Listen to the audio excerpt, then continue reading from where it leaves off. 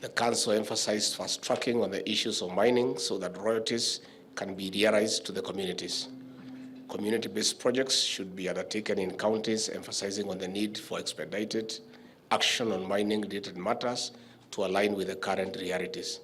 The Council was informed that the Cabinet recently lifted the mining moratorium, emphasizing the need for expedited action on mining-related matters. 2. The Council resolved to convene a consultative forum next week, bringing together the Council of Governors, the Ministry of Roads, various road agencies, the CRA, and other relevant stakeholders, to be chaired by the Deputy President. The forum aims to facilitate discussions on the equitable distribution of funds from the Road Maintenance Levy Fund between the two levels of government, with the intention of reaching an out-of-court resolution on the matter. Number 3, the Council confirmed the progress of the sugar sector reforms, noting that the Cabinet had endorsed the proposed leasing model of public-owned sugar companies and approved a write-off of 117 million Kenya shillings. Governors were urged to lead their support to this initiative. Preparations are underway for the milk, sugar, and maize subsectors conferences. A consultative forum for the sugar industry will be held within the next 2 weeks. Number 4, regarding pending bills, it was reported that 40 counties have submitted their pending bills reports to the Controller of Budget. However, it was noted that some counties did not follow the first-in, first-out basis criteria. The Council decided that a meeting be convened involving the Controller of Budget, the Council of Governors, and the National Treasury to address and resolve the persistent issues of pending bills. 5. The Council was informed that of the 385.4 billion shillings allocated to the counties for the 2023-2024 financial year, out of which 61.1 billion has been disbursed to counties as an equitable share, Kenya shillings 52 billion to be disbursed as conditional grants to counties. To overcome difficult fiscal space, counties with low bank balances at the central bank will be given priority. Number 6, an engagement between the National Treasury and Parliament on the administrative undertaking to deal with sections 191A and 190E of the PFMA Act 2012 on the preparation of intergovernmental agreements was proposed and resolved by the Council. However, the Council directed that Parliament be requested to waive the requirement under the law and that a task force has been established to develop agreements. Number 7, the Council was informed that counties have consistently fallen short of their annual own source revenue, OSR, targets since the advent of devolution. The shortfall has had adverse effects on service delivery and has played a role in the accumulation of pending bills. The Council acknowledges that the Commission on Revenue Allocation, CRA, has intervened by disseminating the OSR potential report, implementing the Tax Administrative Diagnostic Assessment Tool, and formulating the tariff pending policy. I'm happy to welcome you here once again for our first IBEC meeting this financial year, and those coming here for the first time, karibuni hapa Karen. I wish to note that we have made a significant progress since our last meeting in June. We had a very successful 8th devolution conference in Eldoret, who was in Gishu County, the resolutions of which we are currently implementing. Let me acknowledge and reaffirm the commitment of the Kenya Kwanza administration to ensuring that our devolution dream works for the betterment of the Kenyan people.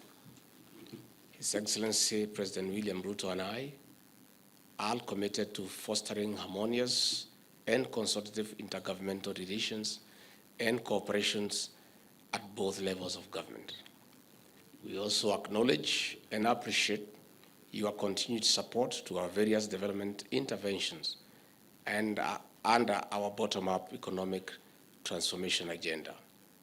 Let us continue to realign our development programs and project to this economic model. As part of the better framework, I especially appreciate your support to our coffee and tea reform agenda. We are determined to ensuring that the farmers' interests are mainstream and reap maximum benefits from their sweat. I urge you to extend the same cooperation to other value chains that include dairy, livestock, sugar, cotton, among others that have the potential to revive our economy, create employment opportunities to our young people, and change their lives for the better. I wish Your Excellencies to emphasize our commitment to timely disbursement of funds to counties. Even under the current difficult fiscal space, and for the first time in our devolution history, the National Treasury was able to disburse all amounts due to counties by the end of the last financial year at midnight on 30th June. Ladies and gentlemen, Your Excellencies, this financial year we have fully remitted equitable share for July and a substantial part of August and September. However, we have noted that some of our counties hold a lot of funds in their respective accounts in the central bank. In view of the timely disbursement, I strongly urge you to fast-track payments of pending bills on first-in, first-out basis. Indeed, we should not be having pending bills for the last financial year. Delayed salaries to the county staff should also be a thing of the past. Where there are challenges, I urge the Council of Governors, the Controller of Budget, and the National Treasury to institute mechanisms and administrative procedures that guarantee timely salary payments, and where there are challenges, my office is always open and available to create the right synergy for consultation. Excellencies, ladies and gentlemen, prompt payments of goods and services that are due releases a lot of funds to our entrepreneurs, SMEs, and local business in our counties, and hence increasing liquidity in the economy, boosting economic activities, and by extension, increasing tax revenue to our government. We have noted with a lot of concern that the level of own source revenue collected is still below 35% of your estimated potential, especially areas such as property tax, which is a low-hanging fruit. Excellencies, as we agreed in our last meeting, please do streamline your revenue collecting systems with a view of optimizing your existing own resource revenue system by digitizing and automating your revenue systems and sealing leakages. I want to reaffirm the commitment of His Excellency President William Ruto and myself to unbundling the remaining functions as per the President's directive during the devolution conference. Excellencies, ladies and gentlemen, as we finalize on devolving the remaining functions, we have noted with a lot of concerns some emerging threats to devolution. Among the threats is the ever-rising wage bills that is slowly eroding the amounts appropriated for development expenditure. Such wage increases are not sustainable, both in the short term and in the long term. Excellencies, ladies and gentlemen, corruption is a threat to both levels of governments.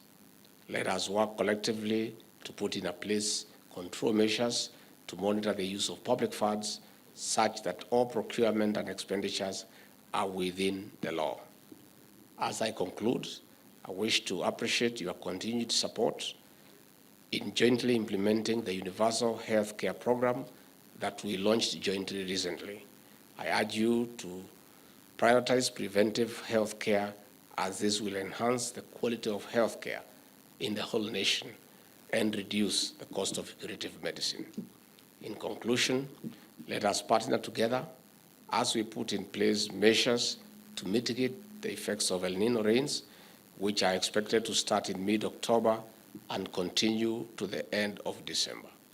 Let us mobilize a contingency fund through budget harmonization and county-based emergency funds.